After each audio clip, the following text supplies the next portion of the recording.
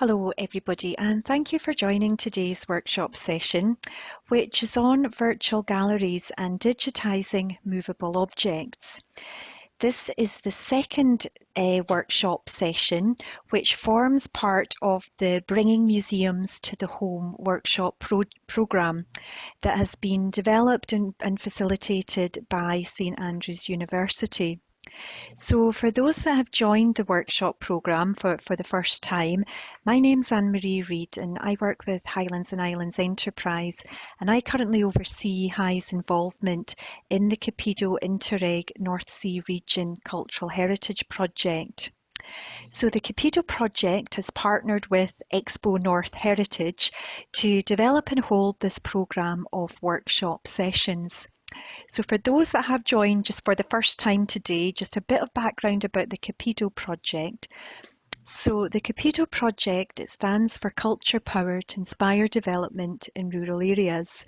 It has 16 partners from the 7 North Sea region countries, and its overarching aim is to develop new business opportunities in the culture and heritage sector across the North Sea region. And it's through the CUPIDO project that HI has been able to partner with the University of St Andrews to develop a programme of transnational digital heritage activities. And it's through that project that we've been able to draw on the expertise and skills of St Andrews University, who have developed this programme of workshops titled Bringing Museums to the Home. So I'm just going to shortly pass you over to our colleagues at the university. That's Dr. Alan Miller and Catherine Ann Cassidy, both from the Open Virtual Worlds group at University of St Andrews. So they will facilitate today's session, which is on virtual galleries and digitising movable objects. So artefacts lie at the heart of museums. They provide gateways to imagine how people lived in the past, to the stories and lives associated with the object. Yet at the best of times, an artefact can only be in one place, and at the worst, we are locked out from that place. Digitisation offers the potential for representations of artefacts to be accessed from anywhere in the world and act as a stimulus for imagination and education. So today's session, it will look at how to make a virtual gallery. It will look at the equipment and software and workflows that can be used and how galleries can be used and shared with audiences. And this will then be followed by showcasing some examples of virtual galleries. So the format for today is very much the same as yesterday. I will just pass you over to Dr. Miller and Catherine Ann Cassidy, who will facilitate the workshop session, and it will then be followed by a Q&A session. So thank you again for joining, and I hope you enjoy today's workshop. Thank you. Welcome everybody, and thanks for coming to this workshop on digital galleries. And we're going to we're going to talk about digital galleries in general, but we're also going to look at 3D and 3D technologies with respect to that, having looked at scenes last week. So welcome everybody, and thanks for coming to this workshop on digital galleries. And we're going to we're going to talk about digital galleries in general, but we're also going to look at 3D and 3D technologies with respect to that, having looked at scenes last week. So okay, so I'm getting host disabled participant screen sharing message for myself.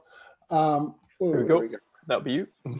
Okay, fantastic. So we are now off and running. Great to see so many friendly faces here. And also, I would really like to say thank you to James for organising this, but also that Mary Morrison from North Uist Historical Society and Tykertova Museum is here to join us as part of the panel, and we're really going for it in terms of the islands, because we have Natalie from the Barbados Museum and Historical Society as well, and we have Skota, who's come, she hasn't actually come from Iceland, but she's still in Iceland, but she's there. So we've got three perspectives from Ireland on what we're talking about today, and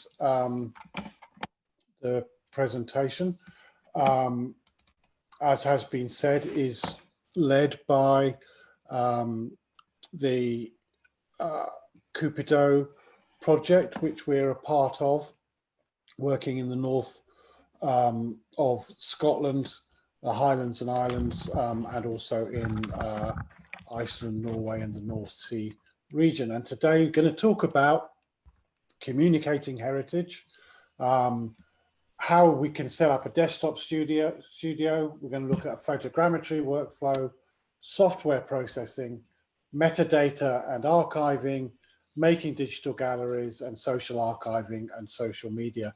So this first section is going to last a little less than 40 minutes now, and then we'll have a break for 10 minutes, and then we'll come back. And this first session will be more us talking and hopefully putting across some information.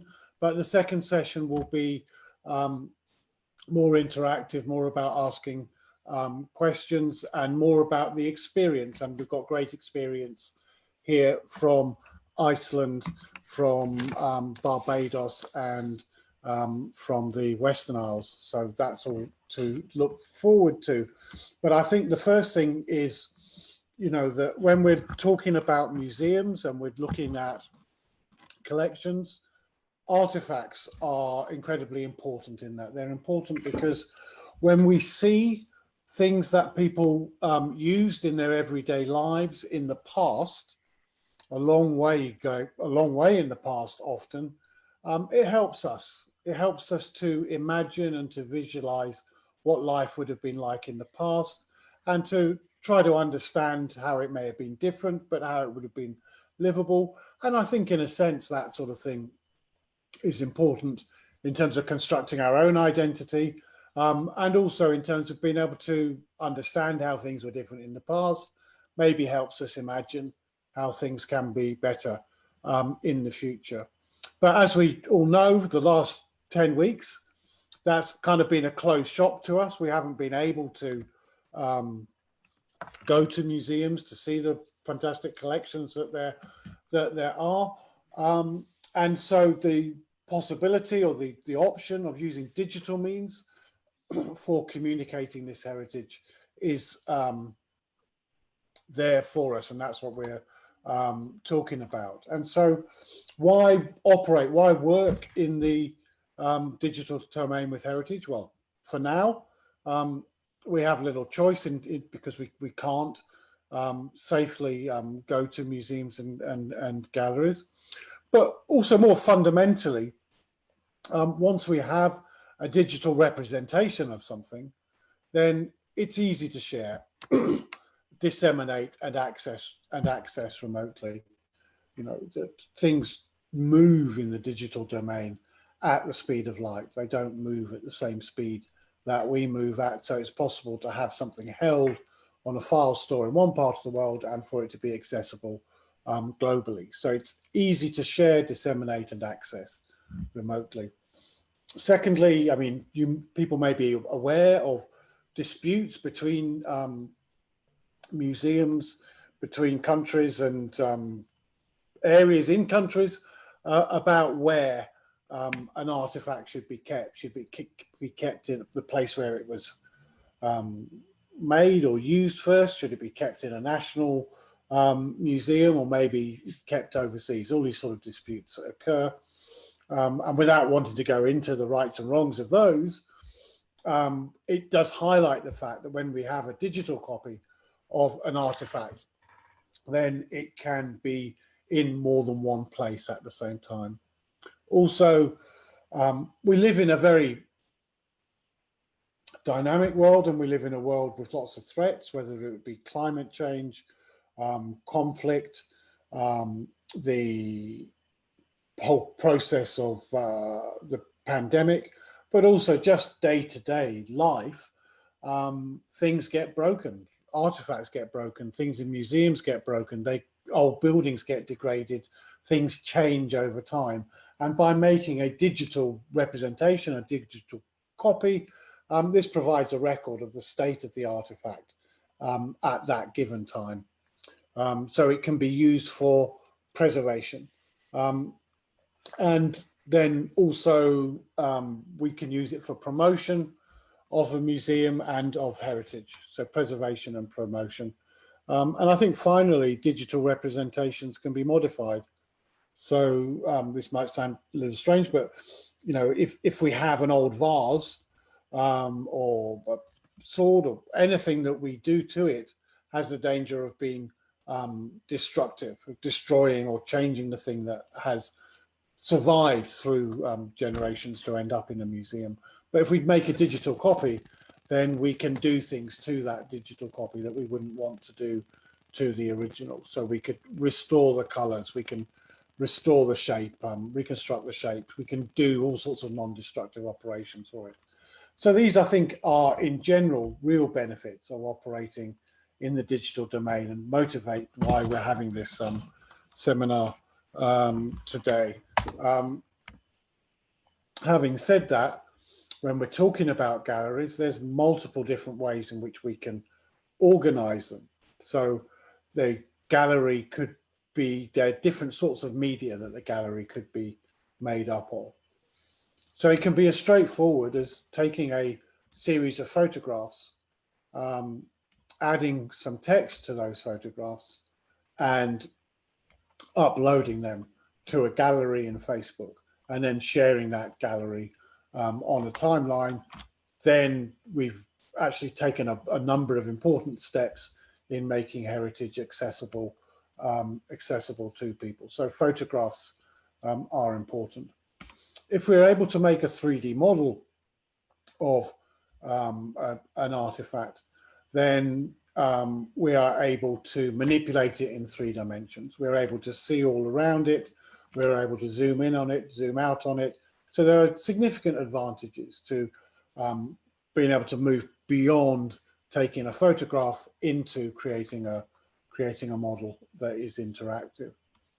But at the same time, a video provides us with a context, provides us with an approach which enables us to easily tell a story.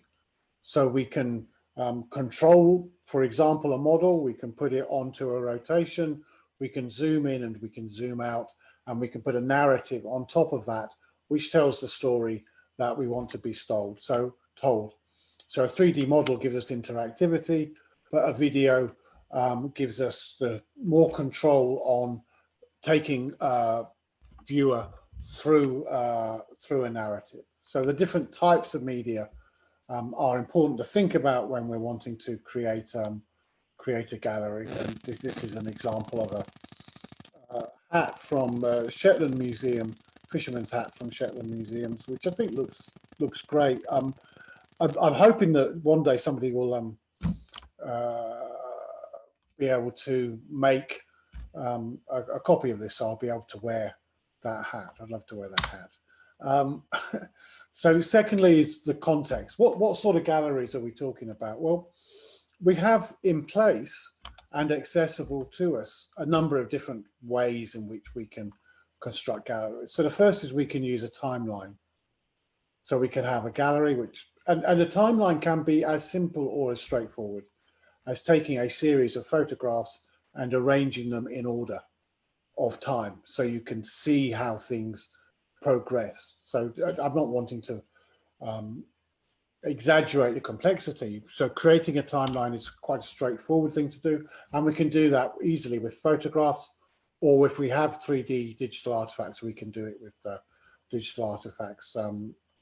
The second is map. We can organize material spatially, so that, for instance, Google Maps is available to all of us. We can, with a appropriate email address, we can access Google Maps and upload photographs to that two different places on the map, which enables us to associate images with place. And thirdly, we can organize them as a gallery, but organize them more by subject than by time or place. And fourthly, we can, so that's kind of a traditional museum gallery with images or objects arranged in a place and related via some subject. And then fourthly, we can put them in a scene. So this is perhaps more complex, but once we're in the world of virtual reality, which we'll look at further down the road, we can create a digital reconstruction of a scene. And this can enable us to put the object or the artifact into that scene so that it is seen in the context that it would have been when it was when it was in use as such. So that's 4 different types of galleries that we can, or 4 different ways of organizing digital artifacts. And with those, we can engage with them in different ways. And we'll talk more about engagement further on, but here we see a couple of images of digital scenes. This is from a 15th century monastery in the east of Iceland. And we see a picture in the bottom. You see a Mary, a statue of Mary, sort of orange statue of Mary.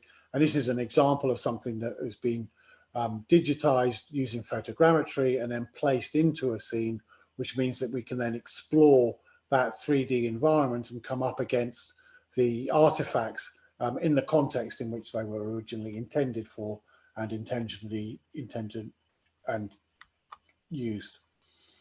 So the next thing I want to talk about really is setting up a desktop studio. So how do we actually go about taking the photographs that can be used in a gallery, or taking the photographs that can be combined together and processed in order to create a 3D model, which then can be used in a gallery.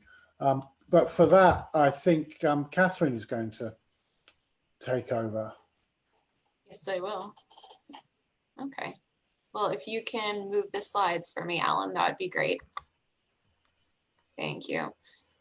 So I'm going to talk about first the desktop studio that is both applicable for digitizing flat photos. Well, it's to do flat photos, but as in 2D digitization and as well with 3D. So we will get into 3D a bit in this as well, but all of this is in the same line to do just taking good quality photos of collections.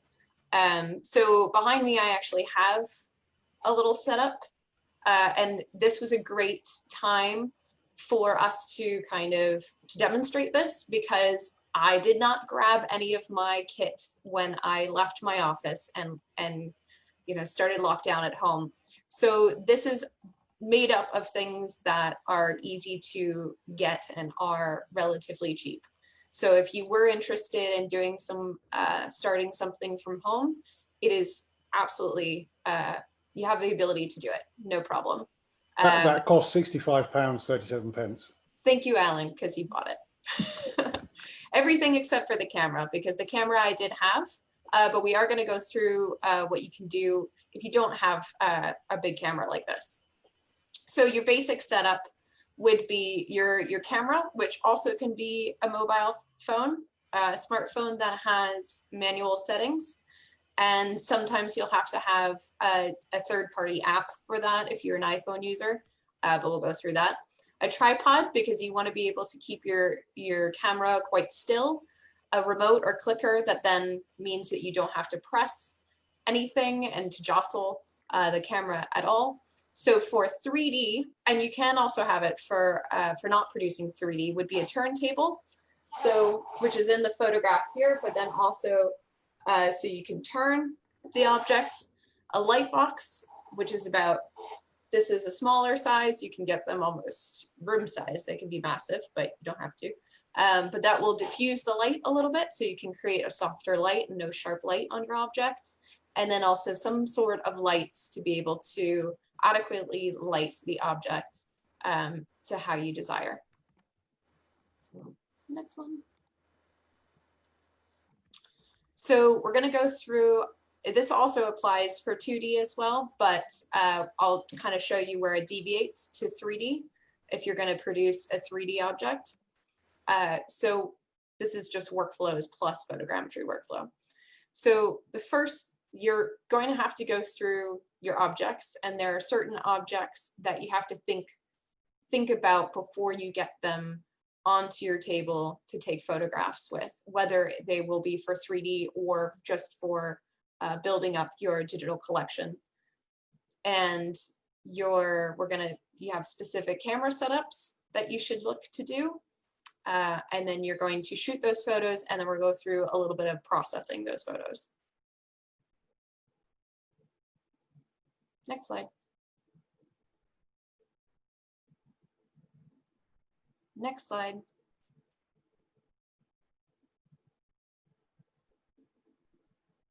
Thank you.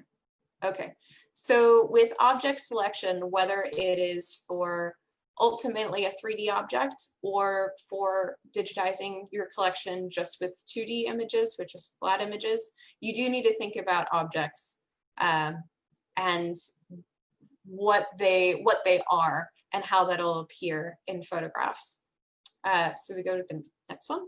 So some of the things to think about would be first and foremost, if you can actually move your object. And these are all things that you would know with your own collection and within your own day-to-day, if you're handling or anything and not. Like if it's too fragile to move, then maybe you take photos of it in situ. You don't move it. If you're too worried about it being broken or something falls apart in transit or moving to wherever your desktop studio is, maybe either don't take it or photograph it or take it where it's sitting just to have something for it. And that's good enough for a catalog or good enough for turning it out to the public. So if you have anything that's highly reflective as well, you have to think about that in your photographs, or if it's clear or translucent, something to think about. When we're looking at an object for 3D digitization, you want something that has great features. If it's featureless, it's going to have a hard time in the post-processing in the software to figure out the shape of it. Not having moving parts, because essentially when you're taking 3D, you will have to flip it over to get the bottom part. So if it has parts that then move because of that, you might just either don't do it or you take it and don't turn it over and not get the bottom. Anything that's too shiny is a bit tough. Yes, so things that are translucent like glass will not work for 3D that well because they're seeing through the object and will see through to the back of your background. And that will come up in your object, which you wouldn't want. So it would still possibly process your object, but just not in the way that it actually looks. And things that are very shiny or reflective are still possible, but you just have to really think about your lighting to keep it, and this is for 2D images as well, is to really flatten your lighting. So as in not to have it too sharp, have really, really bright reflections off of it, especially if it's metal or something like that. So go ahead. Cool. Yep, so I talked about soft flat lighting. So with your camera, so once you've selected your object, and something on that other slide as well, is going for objects once you start in this process, whether it's for 2D or 3D, is to start with easy objects. Don't start with the hardest object that you can find just because you want to do it. Start with something that's straightforward and easy because you want to then build on those successes. Because then once you have a few successes under your belt and you have it working, then you can start to push out a little bit with the difficulty. So soft flat lighting, which helps with the diffuser with the light box. So with your camera, you do want to have something that has manual settings, because if you just use your auto settings, especially if you're doing 3D, you're going to end up taking a lot of photos and you want them all to be the same. But even if you're taking it for 2D, you want to be able to control your settings because they might not actually work very well with the automated. It probably will not produce the best photo that you can. So if you're using a mobile phone, which you can do with an adapter and attach it to a tripod as well. If you have an Android, you probably will have some kind of pro setting on your camera, but then if it's an iPhone, you'll probably need to have some third-party app which you can download. So some of those can be Visco, I've listed, or Procam 6. So with anything, nope, go back, Alan. Again, thank you. So with your manual settings, and these are, all this will be in the PowerPoint to come back to if you want to look at it again, if you don't know camera settings. Having a narrow aperture, which means a higher f stop or f number, means that you're getting as much light in as you can. You're going to have a low ISO number, long exposure also to get as much, especially if you're having a long exposure time, having it on a tripod with a little clicker to be able to control that and not have any shake. It's really important. Okay, now you can go forward. Sorry. All right, so lighting, I actually have used little, I don't know if people can see my screen or can see me, but I have some desk, like literal desk lights right now. That works, that's fine, as long as they match. If you can try to go with something, a neutral light, so like a white light that is not going to change the object too much. Even if it is a little bit yellow, I actually think these are a little yellow, you can do that later. You can take that yellow out later in your photos. But this setup right now really is sitting on a table with desktop lights, and this all that was, you know, purchased on a large purchasing website who shall not be named. Okay, so next one. Yep. So with your taking a nice photograph, as well as you want to try to take the background away, if you can really highlight the object and fill the frame as much as you can with the object, you're not going to have so much negative space. You don't want that. You don't want that whether it's 2D or 3D. So with 3D, you want to fill the frame because you're trying to get as much detail as possible. When you process through the software, you don't want to confuse the software. So you don't want to have anything extra. It can assume maybe in the back behind the object that is part of the object. So you're going to take, for 3D, we're going to take a photo of the object rotationally all around 360, straight on the object. So kind of how this is set up now. I don't know if you can see my object. It's a little wooden horse. I'll turn the light on it so you can kind of see. That is way too bright. Do not do that. That is incorrect. Ooh, turning that down. There you go. So you're going to have it straight across to the object, and then we're going to bring the tripod higher and look down at the object, and bring the tripod lower and look up into the object. And then we'll do one more where we flip the object over onto his side and do another rotation. So we go all the way around, and we have taken photographs of all the planes of the object. That will produce, depending on the object, can produce anywhere from 70, 100, 200 photos. And this is all fine. If you have a camera such as this, a DSLR camera, it is fine to shoot in, you don't have to shoot in RAW necessarily. If you want to do a lot of changes, you can shoot in RAW, but it is totally fine to shoot in something like a JPEG. Next slide. Yep. So what you're going to do is with your photographs is after you're you finish taking all your photographs, whether it's for 3D or for 2D, is you're going to go through and you're going to process through them. So when you open up your file and you see all your photographs, once you put, you know, your SD card into your laptop or to your computer, you'll go through and delete any photos, remove any photos that are duplicates or bad. Maybe you started with different settings. get rid of them. So then you're only working with the ones you definitely want to use. And also keep them.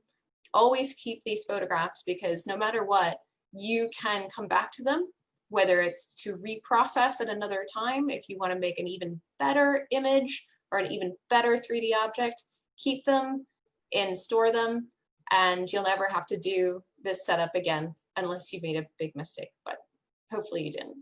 And then after that, if your background isn't, like, it didn't really, I have a black background, if it kind of, you see it in your photographs, if you didn't quite get it, so that disappeared and just was a matte black behind, you can do something called masking, which you can do in a software like Photoshop, or if you're, and then if you're processing for 3D in a software, one of those 3D softwares, and that removes the background. It only takes the shape of the object and removes the background. Next one. So this is a photo of an object, and this is pulled from a photo while we were taking photos for 3D. So your photo, it's maybe a little bit yellowed, but you can then use this for your digital collections, for your galleries. You can work with these photos. So even if your end goal is to create a 3D model, have these photos then for reference, then you can also use and pick some of the best ones out for your catalog or for any public use you want to use. There are some 3D scanning apps out there that you can download and use, and it does it all. You don't have to do any processing. It does it all within the mobile phone. So ones like Turnio, Clone is newer, Scandy, Sony 3D, and then Scanned 3D has been around for a while. They all have pros and cons. Most of those cons are that you do not own the object after it's finished, because they process it up into a cloud and it's their data. So I do not recommend this for heritage organizations because of that, but I have definitely used it for fun just to see if it'll work. And if you don't want to do any processing, but you'd still like to have a 3D object, then you can go for something like that. So we'll go through, so the next one. So we'll go through a little bit. I'll go through very quickly because this is all can be come back to when after all this to look at specifics with software processing. But for 3D, kind of going through the basics of actually how it's done so you're aware. So you take all your photos that you just sorted and you put them into a software. So there's different kinds of software for 3D, which would be, some are open source. So like Visual SFM and MeshLab in combination, you can use those too. So it's open source, it's free. But there's other software programs such as what you see behind here, which have free options with limitations, educational license, and professional licenses, which would be Agisoft Metashape, which we use a lot. Other things out there you can try and use, but it's nice that they have those options to use. So you throw all your photos in there. As you can see at the bottom of the screen, all the photos are there originally. I masked them in the program. And what the program then does when you say, hey, okay, go ahead and align all these photos, it compares every single photo. So one photo, it compares to every single other photo, and then does that for every photo. And so once it does that, it starts to pull in these points that it has found to match each other in these photos, and that's called a sparse cloud. And you'll see little dots, and it starts to create your object. You then run it again, and it creates a dense cloud. At this point, you can kind of clean up any points that look like erroneous and you don't want. You process it again to create a mesh. It pretty much looks like your object, hopefully. And then you apply the photo texture back on, almost like gluing it back onto your mesh, which is what you see in the background right now, it's a gorilla skull. So that's it, final and done, which it looks pretty darn photorealistic to me. And that's with photogrammetry, because it's using photos itself and getting that high definition, high resolution to make the 3D object. And the great thing is that you can do all of this using open source and free software, isn't it? Mm-hmm. Yep. So everything applicable or everything here has open source equivalents. So there's probably even more popping up. We've used MeshLab quite a lot and Visual SFM with it, and all you have to do is just search and download those things. There may be, they're usable. You need a little bit maybe of help or something like that. There's guides for them and people use them on YouTube, and you can always look up those. I think so. I think it's good to get help with this process. It takes a bit of learning, doesn't it? A bit kind of to and fro. That's why we set up a Facebook group where people can like chat with each other. So, but I think maybe there's a few slides here on the process, but I think these are here more for reference. We're going to put these slides up in the Facebook group so people can come back and have a look at them. And I just want to say a little bit about metadata and archiving and digital galleries and social archiving. And again, this stuff here is really as pointers. So I think the first thing I wanted to say is just that, you know, metadata adds so much to a photograph or to a model. Even just having a name and a description provides the context, which enables people to find it and enables people to understand it. And so when we've been, this is some photographs from Shetland where we were making some digital galleries. Doubling core metadata is a good place to look if you're interested in finding out more about metadata and how to describe objects. And we have this tool called it's at CUPIDOEU.org, and essentially you can log in, enter some metadata, put things into an archive, and by putting them into an archive, this will then push them onto an application called Sketchfab. So it will archive them and then put them onto an application called Sketchfab, essentially making it really easy to make a digital gallery out of 3D objects. So this is a slide showing some images of the Highlanders Museum, objects from the Highlanders Museum. After the break, we'll go in and have a look at some of the objects and see some of the things that we can do with them once we get them into an application like Sketchfab. Here's some artifacts from the Tykertera Museum that I'm sure Mary will be able to tell us more about later on. And also, once we have them into an archived and made up, they're resources that can be used in lots of different contexts. So here, Catherine's made some lovely videos based around 3D artifacts. So we can see them spinning and we can then add photographs to them. And there you saw them on YouTube. Here you see them on Google Maps. Another example on Google Maps. So really we're then able to push them out to all the different channels that people interact with digital stuff. And this is great because it means that, you know, heritage then starts to become part and parcel of the digital domain and not something that is separated from it or left behind from it. You may wonder what this photograph is, but this is a photograph from the Barbados Museum that we'll be hearing more about later on. And it's actually on Google Maps as part of the project. Here we have a view that Mary will recognise, looking out from Tykertera Museum in Loch Maddie in North Uist. And this is something that Skota will recognise. It's a time-lapse video of sunrise taking place in Iceland. So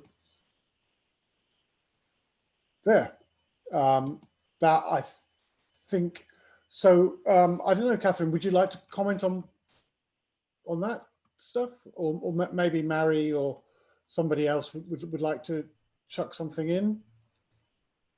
Well, I think it'd be really great when we come back to the discussion to get further into how to use and what to do. So we've seen the examples, but we want to see it actually, what's happened with some people that have used virtual virtual galleries and 3D objects and what have their process has been, because I know it's been different for a few people that we have on the panel. So, but also to open it up for everybody and see what people's experiences are and what they've done, what they're interested in doing.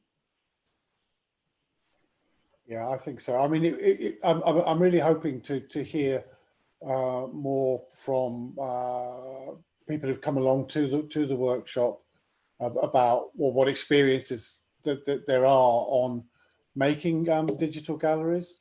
And also, you know, I'm sorry, but 45 minutes isn't really long enough to treat the subject in the detail that it requires. So that's why we kind of got the second session where we can have we can focus on different areas that are in a kind of responsive mode, which we can respond to the people who come along to the workshop. Thank you everybody for coming back into the session, and I thought it would be nice if I could just say hi, Natalie. We're really pleased to have you here. Would you want to just say a couple of words to introduce yourself? Sure. Hi. Good afternoon, everybody. Are you able to hear me okay? Yes. I can hear you. I can hear you clear. Yes. For inviting myself through the Barbados Museum and Historical Society to participate this afternoon. I am the curator for social history and community engagement at the museum, and we've been involved with the EULAT Museums project, which has led to the digitization of some of our 3D artifacts through the 3D photogrammetry workshops run by Alan and Catherine in the format that they would have shared a little bit earlier. So we have a sample of our collection online through the Sketchfab platform. Right, and that's it there. Should I say a little bit about the 3D photogrammetry summer intensive? Yeah, sure. Yeah, okay.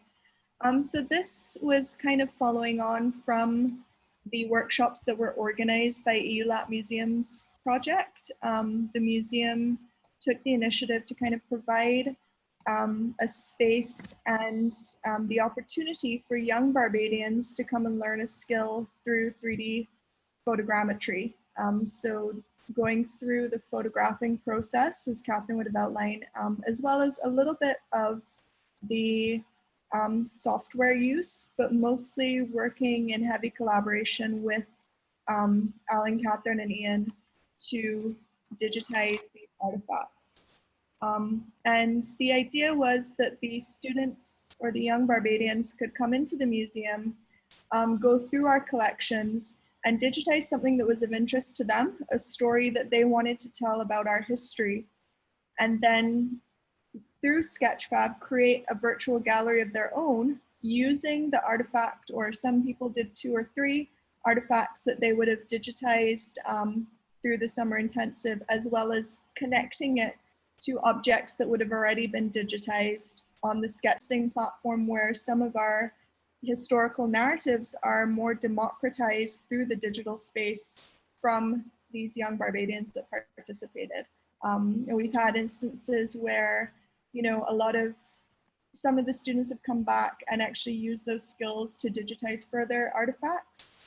And so on the other side of it is that it positions the museum in a space where we're seen as somewhere you can come and learn a skill that's relevant today. And that is also very important to us, how we can serve our communities in different ways. I think that about. So I was just wondering, this suitcase, what's the relevance of that?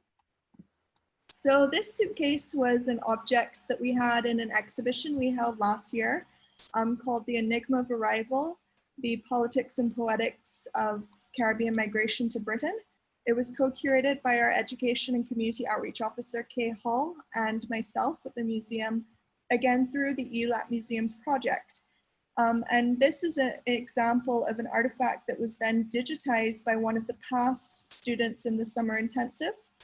He was still studying at the University of the West Indies here and came to us and said, I have this project for university. Do you mind if I use the equipment on site and digitize this artifact to tell a story of migration that I'm doing for my project. So then that added another layer to the narratives that we had both in the exhibition but in our broader collection on the Windrush migration. Right. And I guess that's just an example that, you know, Alan and Catherine were talking about of the ways in which this technology could be used in a organization setting, in a museum setting, to increase community engagement. Yeah. Super. Thanks a lot, Natalie. I wanted to introduce Mary as well. Mary Morrison, and Skota was here. You were here last week, Skota, weren't you? But Mary, do you want to say hi?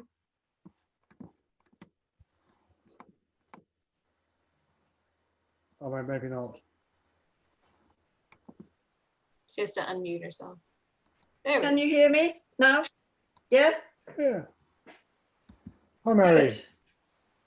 Hi there. I can see some of our objects there. We're obviously not as far forward as the West Indies at the moment, but we had a very interesting workshop from Alan and Catherine, who came to the island and showed our volunteers how to create 3D images of some of our objects. We have since started photographing more of our objects. We've bought a light box and a turntable, so we're able to do this. But our first job was to actually take photographs of all our collections, which we'd never done before. So that's, it's a skill we're waiting to develop. I'm interested in the idea of getting young people to do it. We're entirely a voluntary community. We work, the first language up here is Scottish Gaelic, so we work bilingually. And that is the kind of egg box that my uncle would send, and I'm old enough to remember these arriving, mostly cracked. But during the Second World War, these egg boxes would come down to Manchester, where my father, who had to migrated to Manchester. And we would get faithfully every week 6 eggs in a box just like that. Because people up here throughout the war, because they were used to subsisting and providing every scrap of food and milk, they were quite rich in food and subsistence compared to those of us on ration books. So I really liked picking up on the previous idea. We do quite a lot of object handling sessions, but our big project at the moment is that we've raised funding to buy an old school. Our collections are housed on a different island, and so we are hoping next stage is to raise the funds to bring the collection into this old school and refurbish it. But I think because we haven't done that stage, we've only just bought the school, we're quite lucky because we don't employ anyone. And it's given us a breathing space to think of creative ways of using our objects. And so we're looking very hard at, I'm not very technical, but Alan and Ian and Sarah and Catherine, the team from St Andrews, we've worked on 5 different projects in immersive technology, which have actually boosted our presence in the world made the history come alive to our very big cohort of children who get involved. And I think because we have lots of relatives who've had to migrate, the overseas dimension and international dimension is helped by the immersive technology. I can't speak technically, I'm afraid. I can just describe the way it brings things to life, and the huge impetus that the assistance with technology has given our storytelling, our keeping things alive, the drama the children have done, and the confidence they've gained, the interest. So I haven't that much to contribute.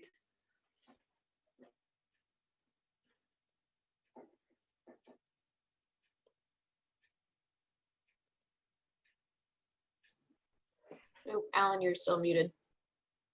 I can't hear you. It's been a privilege to. I was just saying that Mary does so much for heritage in the Western Isles and working in schools and so on. It's so impressive, and it's been a privilege to work with you. But maybe can I just have a Skota? Do you want to introduce yourself to people? Yeah, hi, my name is Skota. I work in a museum in the east part of Iceland, and we've been using both virtual tours and 3D modeling and all that. And I want to come into a point that Mary was just talking about, because she said she's not technical, but having the 3D models is helping us immensely when we're trying to describe to people or making people relive, get interest in something. For example, the shark bone ring. I don't know if you can show that one.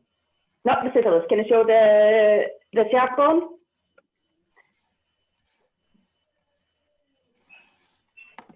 This is just a simple vertebra from a shark. Doesn't look like anything, doesn't really tell you anything, but this was used as a curtain ring. And by having a 3D model of that, we can actually show people how they work and why they were used.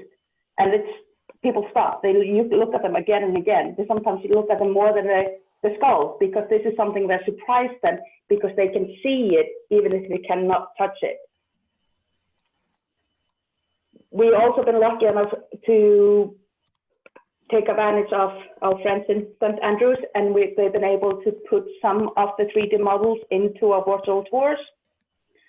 And again, that gives our visitors a chance to see something, live something that we are trying to describe to them. And that's a big, big, big bonus for us. And another point that no one has really mentioned, that the artifacts quite often are really, really sensitive. You can't really touch them.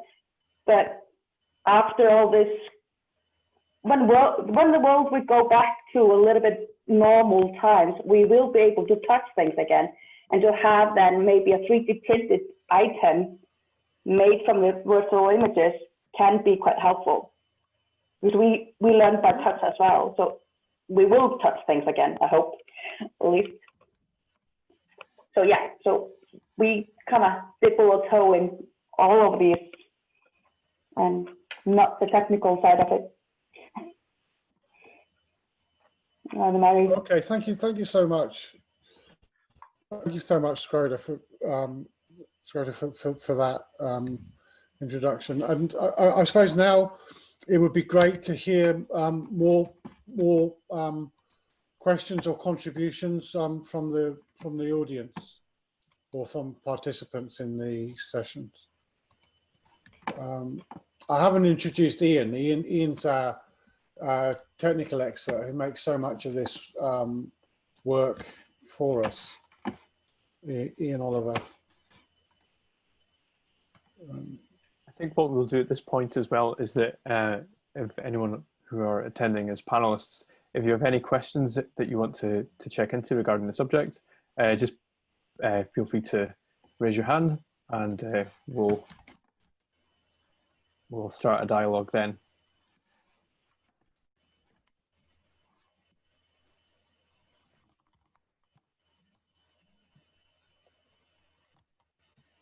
Oscar, if you were wanting to pick up where you left off as well. Just remember you're all muted. You have to unmute yourself in case Yeah. anybody's like. I'm listening. I'm more of a technical person. I'm listening to the whole process, but it's really very interesting. I mean, I try to combine both now, like 360, as I said before, with the 3D scanning. I'm glad that it's expanding everywhere, and it's actually, like Catherine said, it's quite easy to make, as long as you have the correct light. And if you don't have the studio on a cast day, we all know it's actually very easy and very nice to make, and you have no shadows, and you can just go out with the object on a courtyard or something.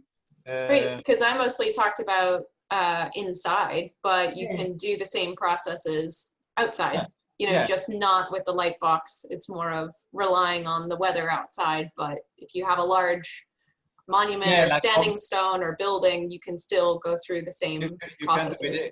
Yeah, exactly. Obviously now, like, I have a project for a museum here in Greece, and they were asking me, because like very ancient things from China, and they said these things, can it be done in the museum? And I said, yes, of course, I will set up the studio there, you know, because but obviously not take it out to the museum or take it to the yard or something, because they're very fragile stuff. Right. But it's just interesting as well, and the scanning of buildings as well. It's it has driven me a bit crazy. I mean, the only thing I see with all this process of scanning is that it requires quite a lot of 3D technical knowledge, 3D Max, ZBrush, Mesh Mixer, and all these kind of programs that, unfortunately, to make it look perfect. No, I mean, to see the base. Now I see your horse there. You know, I mean, just like to take it around. The programs help us quite a lot, but it has, unfortunately, a very technical side to it. It does. It kind of like goes up exponentially, doesn't it? Because you can start quite minimal with basic things and using software available, like just very straightforward. And then if you want to get more and more into it, to work your objects more and more to get it, whether it's just precisely, you know, more photorealistic, or maybe changing some things with it, then you start, you know, your learning curve goes up. You know, you're starting to invest more time with it. Because sometimes I'll work an object and it's straightforward and easy, and I'm like, clay matte stuff, which is a clay, which is a basic clay, non-reflective. Brilliant. Any day. I love those. Any of the time, yeah. But then, so then there's some other ones that you have to, you know, okay, then maybe I'll learn a little bit more and to work it a little bit more, even masking, because sometimes you don't have to mask something, and that could take time. Yeah, I don't work with masking, but that's why there's a black helps as well, because I've been doing the same thing with white background instead, all white. So my thing with white is that you can see shadows on white. So if your lighting is cast a shadow some way back, then that can have a hard time. I've done white because if I have objects that are, and a lot of times if it's archaeological and it's metal, it's going to be dark. So I've had to use a light color. I can't use black. I end up having to mask quite a lot. Sorry, I guess it's good to have a contrast, for example. Yeah. If it's so white against the white background, it's not so helpful. I mean. Yeah, so you can, I know other people, there's all tons of research and all tons of papers, and you can, some people use newspaper, some people use checked, different kinds of patterns, because that's easy to pick out, and be able to then have the software take the background away. There's all kinds of techniques, and it's kind of like trying a little bit and seeing what you're comfortable with, and then it's endless. Yeah, So, it's endless. but I mean, I mean, I think one thing is that entry to it can be eased. So that's one of the things that we've been looking at is, so one of the resources we've been making is like a server. so that you can upload photographs and it will like automatically make a 3D model out of them. But also, I suppose the other aspect is that, you know, a digital gallery doesn't have to be made out of 3D models. In fact, sometimes it's a good idea not to, or sometimes you want to have a sort of mixture. If the subject is flat, then there's not a lot of point in making a 3D artifact for it. But I'm really interested in I don't know, have people had a go at photogrammetry? Are you interested in having a go, or is it more the 2D things that you're interested in doing? I think we have Kate looking to check something with you guys. Kate. Yeah. Okay. Hello. I'm Kate Grenier. I'm from Dovecote Tapestry Studio in Edinburgh. We're a tapestry studio. We have temporary exhibitions. We don't have a permanent exhibition, but we do have a small collection. So we're trying to find out ways of bringing that collection out to life. And so I'm very much starting out with investigating different forms of digital imaging.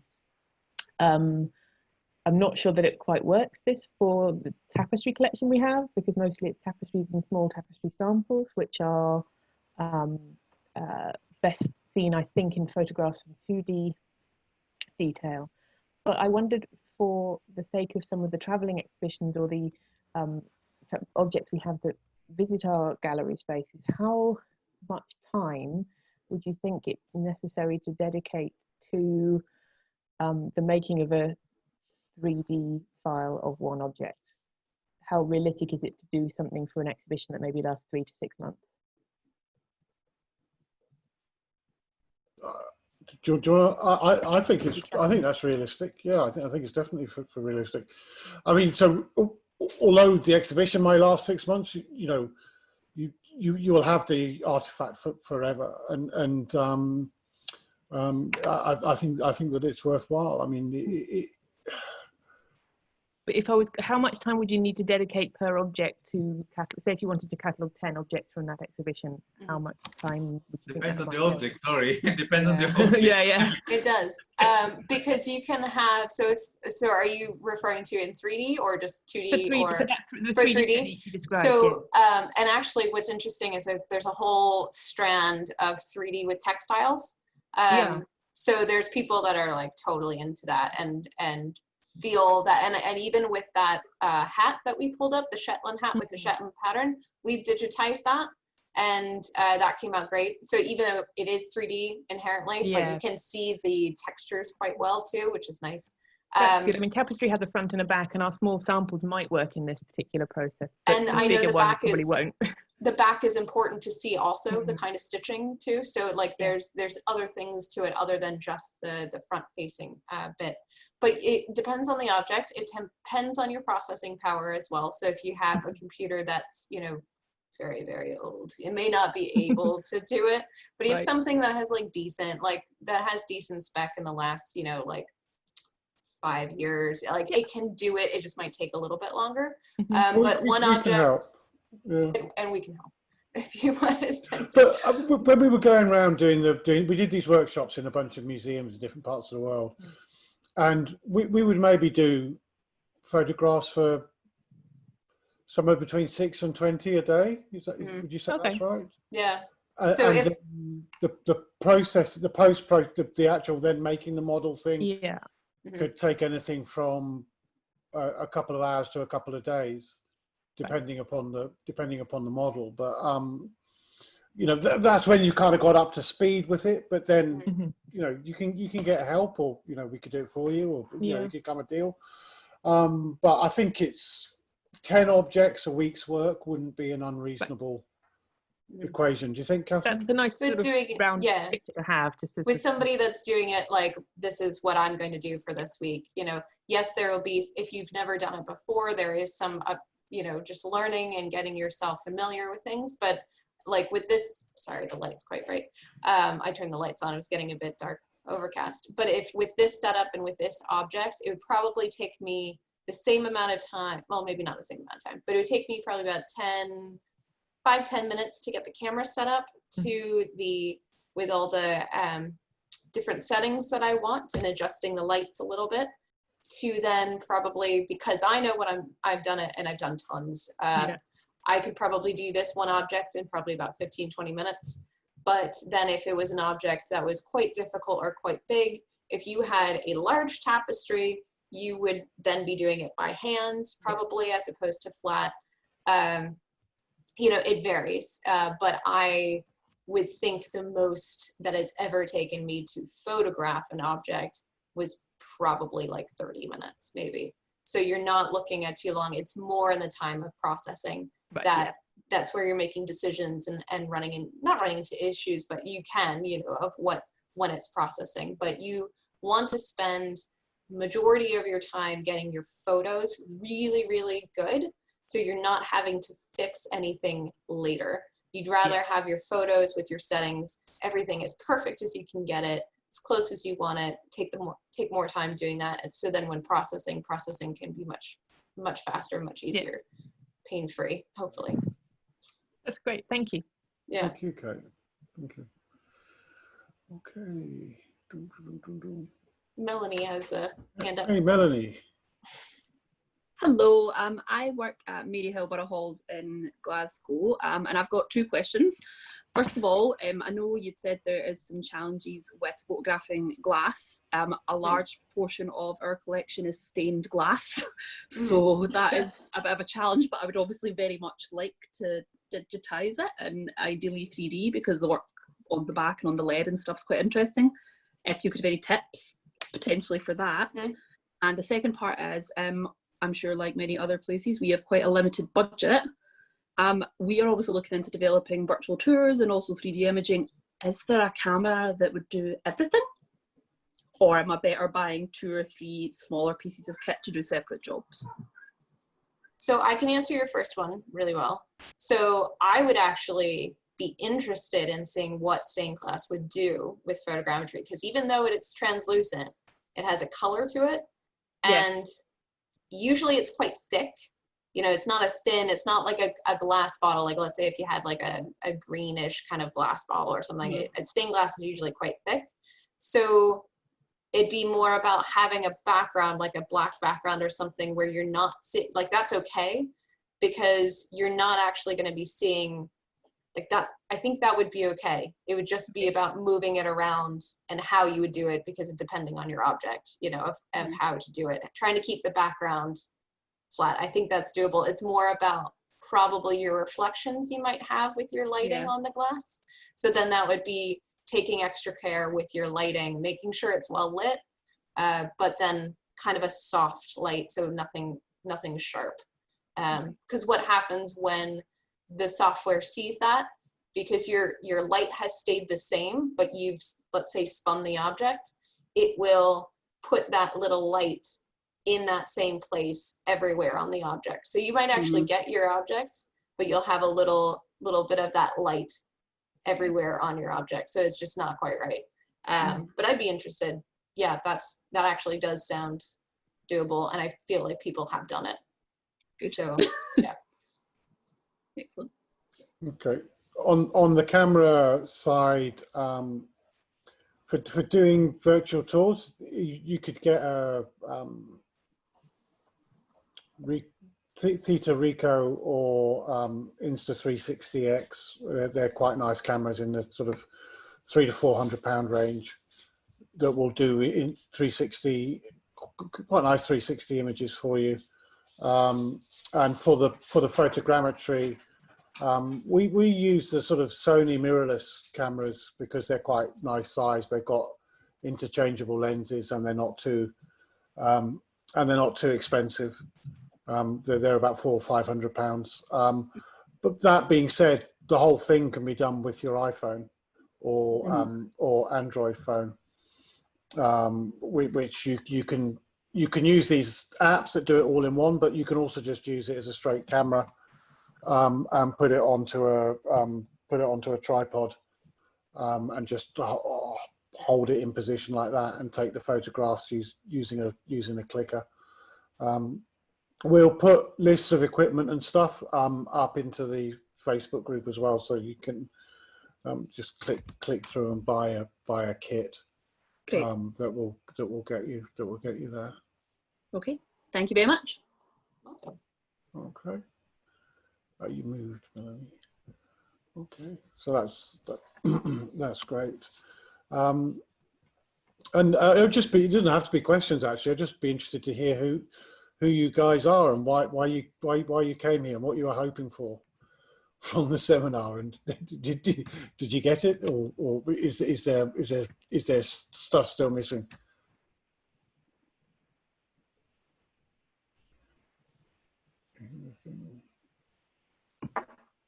Hi, Fiona. Hi, I'm Fiona Mackenzie, and I'm the archivist in Canna House on the island of Canna. So apart from anything else, this is a really great opportunity for me to be able to attend something which I probably wouldn't be able to attend otherwise, because I'm kind of isolated out here at the best of times. So thank you very much for doing this. This is great, and really enjoying them. I'm very much a beginner at this whole digital aspect of working with collections. Obviously, we have a large artifact collection in Canna House, as well as a huge archive as well, which is mainly what I work with. But we're at the start of a big renovation project in Canna House, and I'm really keen that part of that renovation project will be a lot of virtual work and virtual tours for people who can't get to Canna. So it's really great exploring all the potential here, and I've been fiddling about with my iPhone and my camera for the last week, so I'm finding out lots of things I didn't know before. Fabulous. Great. So have you made yourself a photosphere with your? No, not yet. I'm still playing around with it. There's nothing that I would put online. Let's put it that way. But okay. But I'm getting there. I'm really keen. I do lots of stuff online with stories and using our photographic collections, because we have a massive photograph collection from Margaret Fay Shaw, and so I'm really keen at creating galleries using her photographs and telling the stories behind the photos. So to team that with 360 images of some of the collections that go with the photographs, if you see what I mean, and the objects that are in the photos. I think it's a really nice way of bringing the archive jigsaw together. That sounds fantastic. So could you tell us a little bit about how you made, so I think it's something we've not really talked about a huge amount, but it's something that is really important and useful, is you know, there are lots of photographs that folk have, and just taking those photographs that already exist maybe and putting those into a gallery. So that's some of what you've been doing. Is it what sort of what sort of gallery did you use? Well, I have the option of being able to use the National Trust for Scotland online media site. We have a site specifically for stories. So we have an online system where we just feed in the information and feed in the videos, feed in the photographs, and that goes to the IT folk in Edinburgh who put the actual thing online. So all I have to do is I have to make sure that the photos, etc., and the videos are the right spec for the site. But it's just piecing it all together and researching the photos and finding, because a lot of these photos don't have the information attached to them, and it's just about increasing access to the collections that hasn't been available beforehand. But Shona, I see that Shona McClellan, she's here. Hi Shona. Shona will know, she'll know very well the collection that I'm talking about, obviously, because a lot of it's from South East. Shona, that was your cue there.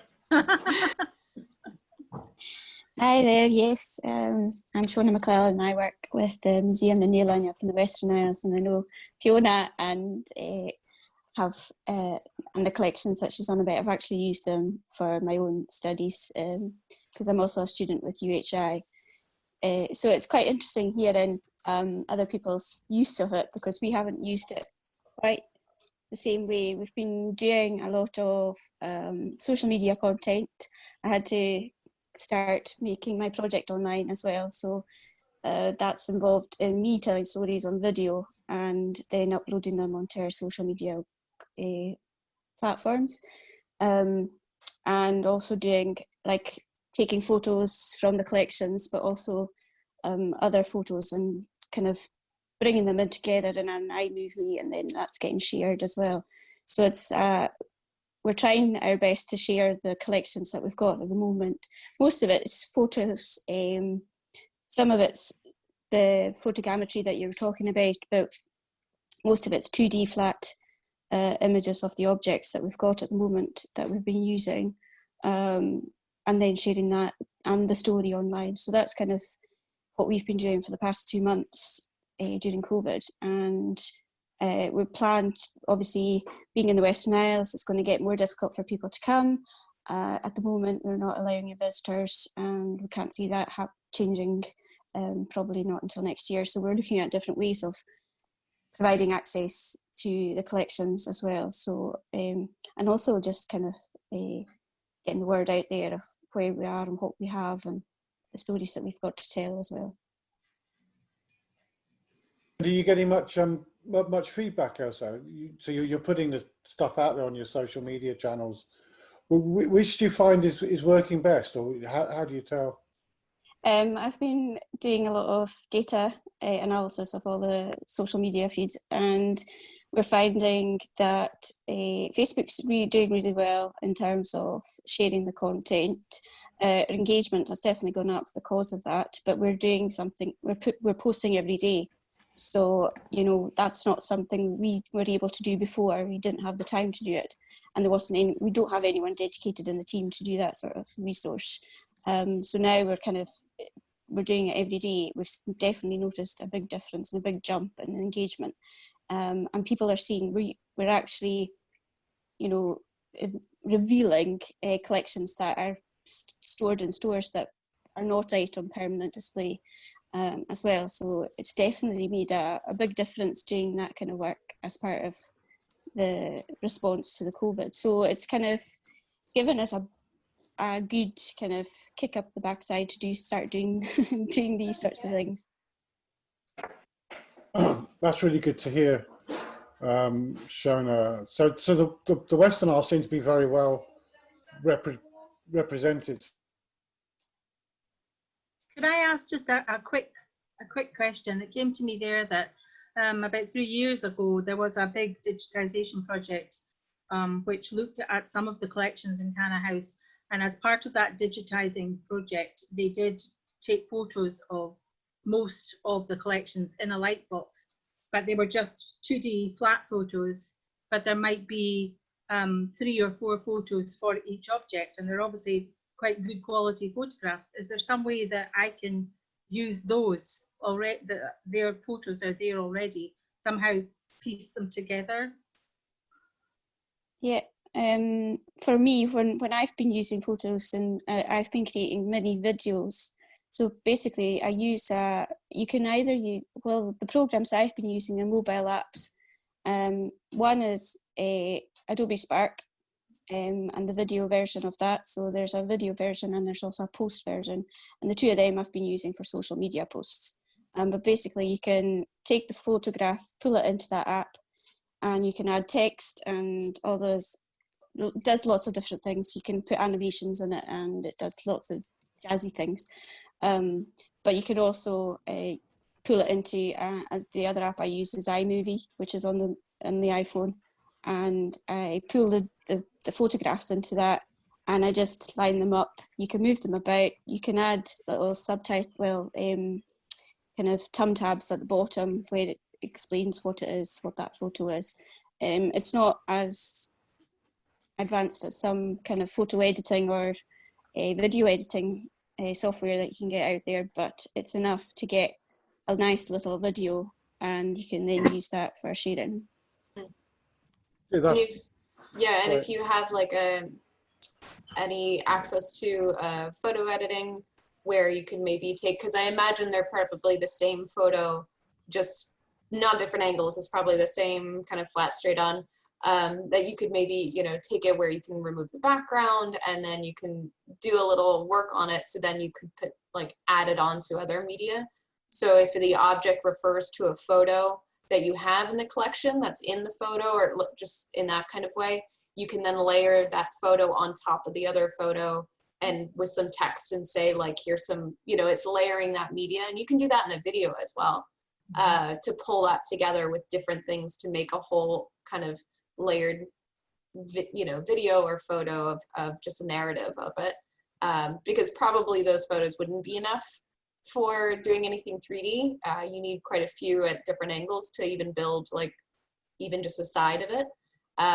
But there's, yeah, you can then create all kinds of different like new use. Once you have a digital media file, like you do whatever you want with it. So, and create from it. So at least it's digitized, and then you can go from there. Yeah.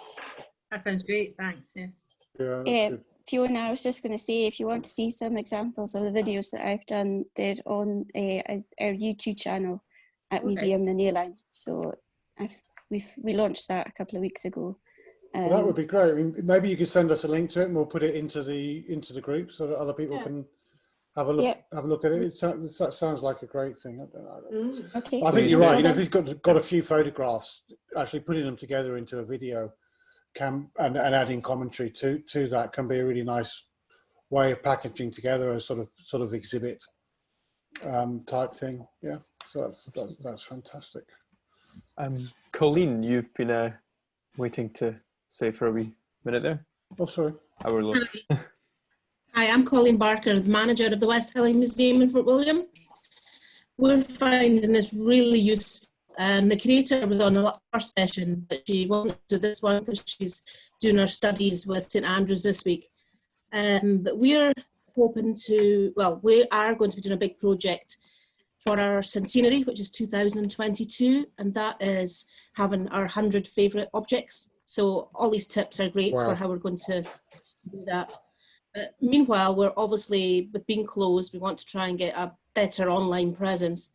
So we have been making a few videos and putting that on YouTube. We've just recently got a new camcorder, so we'll be doing a bit more with that as well. So yeah, this is all great. Thank you. Thank you very much, Colleen. It's so good to hear about what you've been up to, and that you must give us a call about the 100 about your 100 favourite objects. I can see Catherine is just getting excited at the thought of it. But that sounds like such a great plan, such a great idea. We're quite lucky. We've got a retired photographer who comes in and helps us. So he's already photographed quite a few of them. You know, he's very good with the light box and everything like that. So, but he is also going to be training us so that we are able to do more of it as well, because he is in his 80s, a very fit 80s, luckily. But, right. Yeah, that's good. Yeah, it's always good. I mean, I think often people are too precious about whatever skills they've got. I think it's really good to kind of like share what you can do with others. Is that Elsa? Hello. I'm technical problems again. I'm just a disaster. Oh, no. Well, I realized that I signed in using my Isle Martin email address, and I couldn't find myself, so I couldn't unmute myself. And finally, I realized that that's what I'd done. So I signed in again using my own email address, which is what I was sent the stuff to. So it finally occurred to me that was my problem. So I just wanted to say that I work for the Isle Martin Trust. It's a wee island off near Ullapool. And we have a tiny little museum. It's called a micro museum. And actually what you're talking about is inspiring me, not actually about the museum, but just about other things on the island. We were meant to have a seaweed festival this September coming. It's going to be deferred till next September. And I'm just imagining using these sort of things to do something around seaweed. So it's very inspiring. Thank you so much. Oh, you're welcome. Thank you. Island St Martin is such a fantastic place as well. I've been to that museum. I spent a day in that museum. It is very small, but it's great as well. This is the one that's made out of tin that you're talking about. It's an old schoolhouse, and I've lost track of who said that they just bought an old schoolhouse, but that's what we have on the island. It's tiny, but it has the island is off grid, and the museum has some power coming to it from a windmill. So you know, it's a lovely wee space. A lot of what's in it is actually, you know, things that have been made to go on the wall to tell a story. But no, I mean, there's lots of potential on the island, definitely. Thank you. Incredible.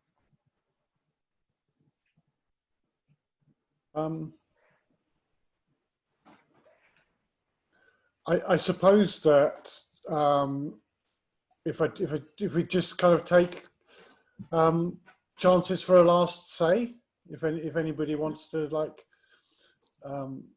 just see who wants to say something to just sort of sum things up or finish things off.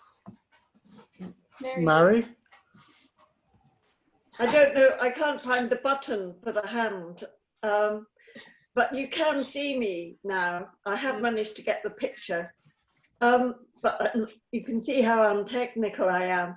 Well, very sadly, we'd had a year of a science project funded by the Royal Society, and the children were just about to mount their exhibition of close study of the Macher and the coastal line and the dunes, a lot of material. And Alan knows I'm desperately trying to get funding so we can work with you again to mount the children's exhibition, which was going to be all done through recycled materials, was interactive with questionnaires, had a big pile of plastic they'd gathered from their own beach, because that's with marine conservation. They've got a school beach now. And so I found the session very inspiring because I can see ways of piecing the whole thing together now. Not that we have the skills, but gathering from the other speakers and from Fiona and Canna, lots of ideas about how, if we don't get the funding, we'll just have to try and get on ourselves and do something. So I found it inspirational yet again, St Andrews. Thank you. Oh, we'll help you whichever way, whether we get paid or not, Mary. Thanks, Mary. Oh, wow. Everybody heard that. We start tomorrow. Not only that, but it's recorded for posterity as well. Amara, which is, you love the Gaelic, Alan, I know, but that's tomorrow. So, is Oscar still here? So you would know that as manana, I think. It's very close. So yeah. So well, I mean, I think if everyone's said what they want to say, it remains to say thanks a lot for coming along, and we're going to be doing this all again on Thursday, where we're going to be looking at social media and how we use social media, and a particular big thank you for Natalie, as she has travelled the furthest distance to us to be here, and really appreciated you coming along. And I think it has been almost a gathering of the islands, hasn't it? There's a lot of island folk here, so I think that has been that has been great. And also thank you to Skota and to Mary and to James for hosting this for us so efficiently and effectively. Thank you. See you again on Thursday. Okay, and a couple of people email admin@openvirtualworlds.org. I get that, and Heritage Studio, the group. I was just trying to log in Facebook to join in. Is a Heritage Studio or the other one Open Virtual? Heritage Studio will be for all this group, for resources and references and links and different things to go in. And then the Open Virtual Worlds is our research group. But everything for around these webinars will be in that Heritage Studio group.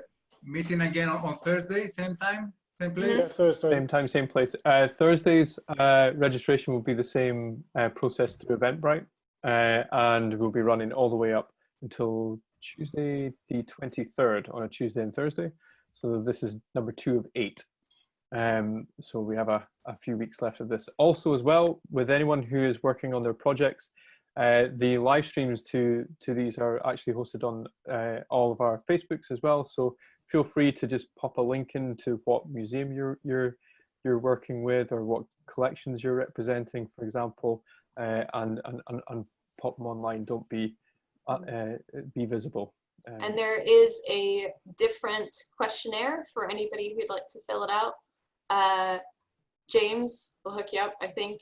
Is it in the questionnaire is in two places. So first of all, it's in the event page on Facebook for this session, as well as on the XpoNorth website for the event for this as well. Shouldn't take you anything more than a minute, 2 minutes, but it's for our research, my research. So it'd be really great if you could answer that, and that'd be wonderful. Thank you. Perfect. On behalf of everyone in XpoNorth, thank you all for joining us, and we'll hopefully see you next Thursday at 4. Thank you, everyone. Thank you very much. Thank you. Thank you. Thank you. Bye. Bye-bye. Bye.